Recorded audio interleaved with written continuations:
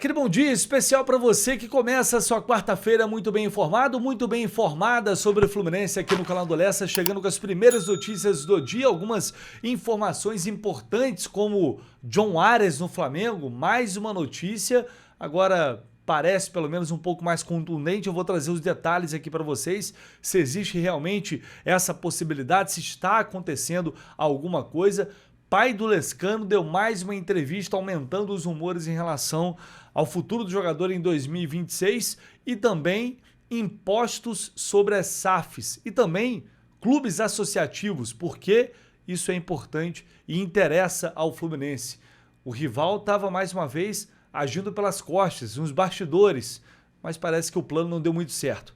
Vamos com as primeiras notícias do Flu a partir de agora aqui no canal do Lessa. Vamos começar com uma informação sobre o ano que vem, que já está muito perto, né? Hoje é 17 de dezembro, daqui a pouquinho é Natal e já temos uma data para reapresentação do elenco do Fluminense na temporada 2026. E essa reapresentação vai acontecer em duas datas, na verdade. Um grupo vai se apresentar ou vai se reapresentar no dia 2, né? Logo depois da virada do ano. Um grupo formado basicamente por jogadores mais jovens que vão provavelmente participar aí dessas primeiras rodadas do Campeonato Estadual. O grupo principal, os principais jogadores do Fluminense, começam as atividades somente no dia 8 de janeiro. Ao todo vão ter mais ou menos 24 dias de férias, um pouquinho mais curto do que o normal. Depois isso pode ser compensado lá no meio do ano, durante a Copa do Mundo. E aí o Fluminense vai ter, enfim, poucos dias, 20 dias, né? Dá para dizer assim, 20 dias até a estreia no Campeonato Brasileiro, que vai ser no dia 28 ou 29 de janeiro contra o Grêmio no Maracanã. Mas nesse meio tempo já vai estar rolando estadual, já vai estar rolando clássico pelo Campeonato Carioca. Que loucura vai ser esse ano de 2026. Essas informações foram publicadas, inclusive ontem, um pouco por volta das 4, 5 da tarde, ali pelos amigos da Central Fluminense. Eu confirmei que, de fato, esse é o planejamento de momento, né? Havia um planejamento também caso o Fluminense chegasse até a final da Copa do Brasil, como infelizmente isso não aconteceu, essas datas foram, portanto, remanejadas. O pai do atacante Rubem Lescano concedeu mais uma entrevista a um veículo, o VS Sports lá do Paraguai, falando sobre o futuro do jogador. E aí ele disse o seguinte: abre aspas, ele chega esta semana de férias, não sei, o agente dele cuida dessas propostas. Segundo ele, está bem no Brasil e aguardando uma oportunidade no Fluminense. Não acho que ele volte para o futebol paraguaio. Ele ainda tem 4 anos de contrato. Ele me disse, aí está falando sobre o interesse do Cerro Porteño, porque surgiu essa especulação lá. Ele me disse que é mentira, porque ninguém falou com ele. Seu empresário não disse nada. Ele está bem no Brasil, disso eu sei. Quando tiver chance no Fluminense, ele vai provar o seu valor. Então é mais uma entrevista que o pai do Lescano dá nesse sentido, sobre a permanência dele aqui no Brasil. Ele já tinha falado anteriormente que não faria muito sentido ele voltar para o futebol paraguaio, que seria um retrocesso. Na época eu até concordei plenamente com ele. Para mim não faz o menor sentido esse jogador voltar para o futebol paraguaio. Seria uma loucura completa, mas a gente está falando de futebol onde tudo é possível. Ou o pai dele é muito inteligente no sentido de ter cuidado com o que fala, para não prejudicar o garoto, porque normalmente pai, né, no futebol é muito comum isso. Sai falando as coisas de qualquer maneira. Enfim, eu não conheço a pessoa, não tem como saber, né? Ele atende telefone, isso é fato, porque ele está falando lá. Mas, ou, de fato, é realmente isso. Ele não quer voltar, vai esperar uma oportunidade no Fluminense. Porque caso ele quisesse, entre aspas, forçar a barra pela saída do Lescano, ele poderia, enfim, dizer que pode acontecer, não sei, a gente vai avaliar, estamos avaliando, e em nenhum momento ele falou nada nesse sentido. Então, certamente, o Lescano vai ser um dos pontos principais de debate em relação ao planejamento.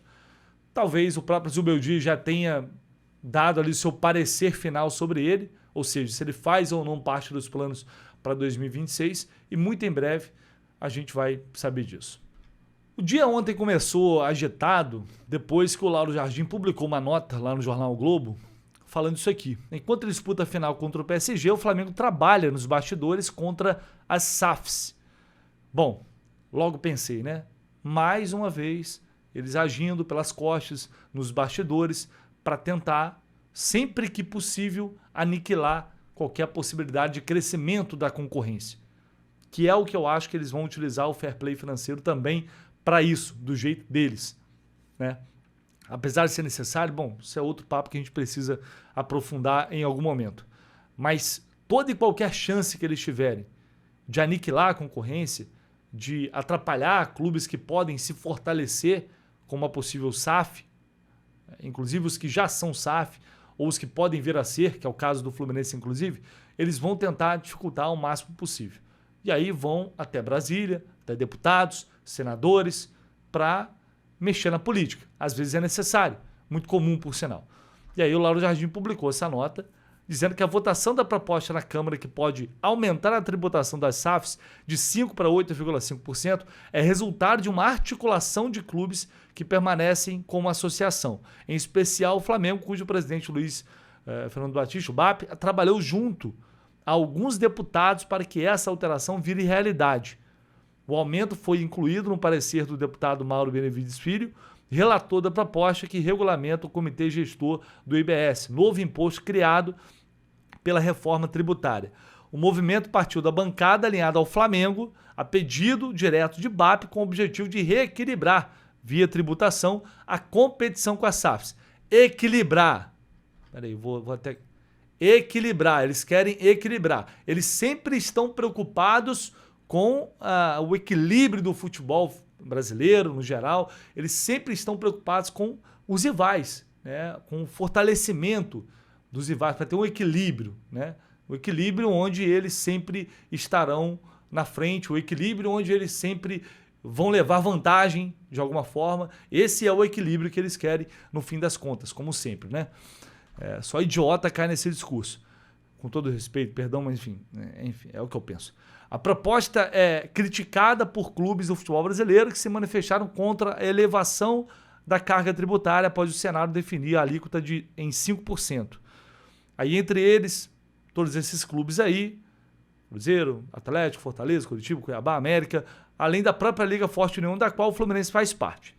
Aí vamos lá, essa foi a nota divulgada pelo Lauro Jardim, que depois o Flamengo, inclusive, divulgou uma nota oficial negando isso. Eu não vou ler toda a nota oficial.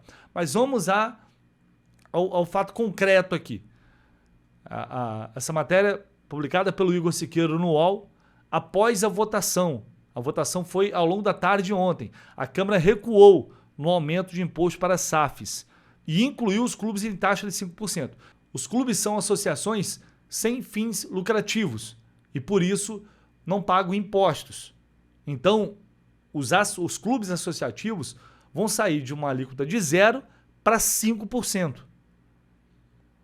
E o aumento para as SAFs não vai acontecer. Aí o ponto de maior embate, da briga.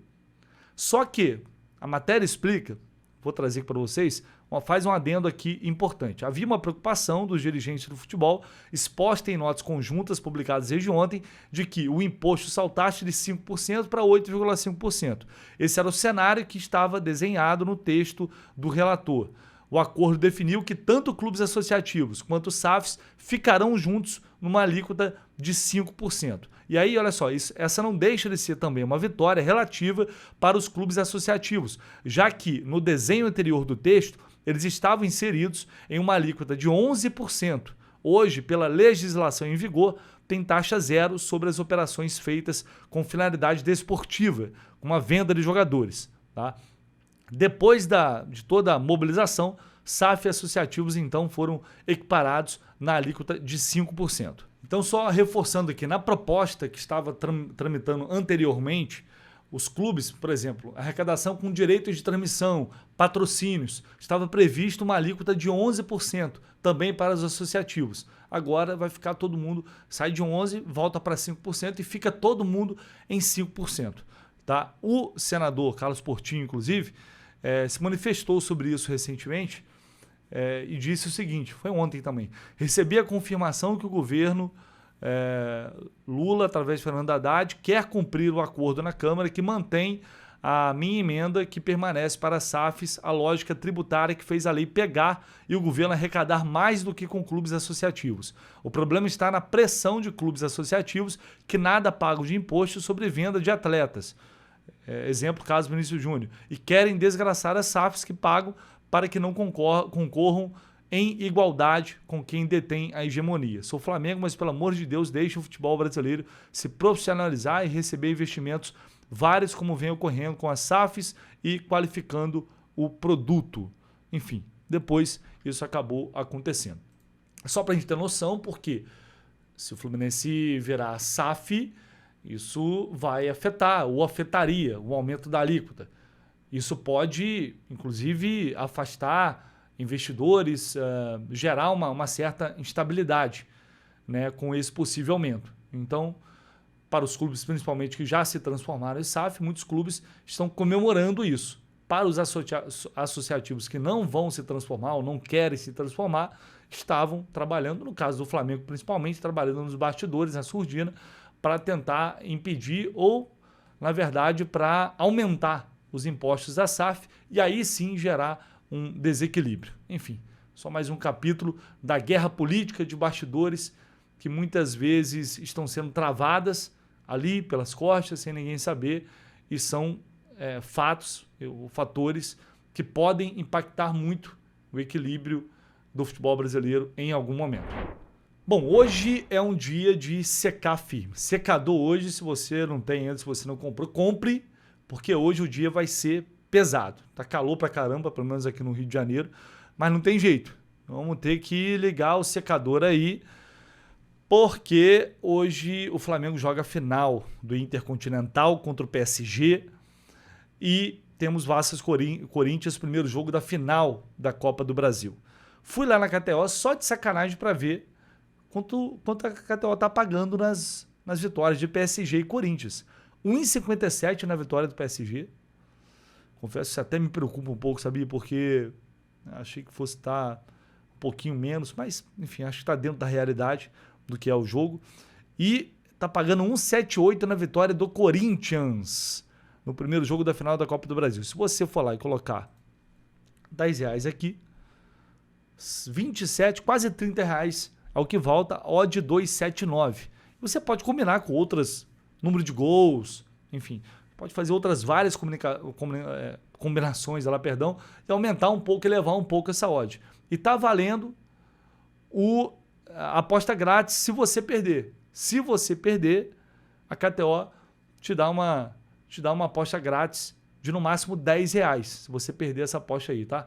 Então, aproveite para secar indo lá na KTO. Se você não tem conta ainda, abra sua conta lá rapidinho. Dá tempo ainda de fazer isso em 2025 para ajudar a gente. Só de criar sua conta, abrir sua conta na KTO, mais nada já ajuda muito. Se você fizer um primeiro depósito tão maravilhoso, ainda mais incrível, porque essa parceria vai ser fundamental para a gente continuar juntos, se Deus quiser, em 2026, fazendo toda essa cobertura que a gente fez ao longo deste ano, tá? O link está aqui na descrição. Só você clicar, abrir sua conta, sempre com responsabilidade, por favor, não é para colocar nenhum dinheiro que vai te fazer falta se você perder, tá? Muito bom, muito importante sempre lembrar disso. Vamos lá, então, para a gente já caminhar aqui para o final do vídeo, ontem surgiu uma informação de que John Arias, ou de que o Flamengo fez uma proposta ao John Arias, uma primeira proposta. Essa informação foi publicada pelo Paparazzo Rubro-Negro.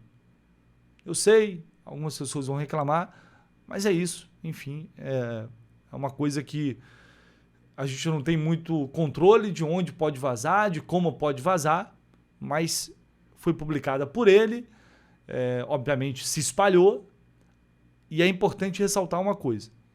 Não foi confirmada até o momento por nenhum veículo da grande mídia. Até o momento, ninguém confirmou essa informação, tá? Mas pode ser que alguém faça isso ao longo do dia. Eu vou deixar aqui, vou trazer aqui exatamente o que ele falou, e aí a gente, enfim, discute sobre isso logo após. Está aberto ainda agora, e a gente trouxe a informação exclusiva em primeira mão da proposta do Flamengo pelo John Arias, né? O jogador ex-fluminense que está no Wolverhampton, da Inglaterra. O Flamengo, até o momento, negava o interesse, não confirmava, e a gente teve a informação com o intermediário, com o empresário, que o Flamengo tinha feito uma proposta pelo John Arias. Se avançaria ou não, são outros 500. O jogador está avaliando, né? Pelo menos é isso que chega pra gente, mas a gente não tinha um posicionamento de fonte ligada à diretoria do Flamengo. Agora já temos, tá? O Flamengo, então, ofereceu um projeto para o jogador, não tem ainda uma resposta definitiva do jogador, mas isso já é um grande passo, porque em entrevista ao canal Flazoeiro, nesta segunda-feira, José Boto tinha dito que o Flamengo não contrataria ou evitaria contratar jogadores estrangeiros. Acontece que o Flamengo poderia contratar jogadores brasileiros que vivem fora, que jogam fora, ou brasileiros em atividade no futebol brasileiro.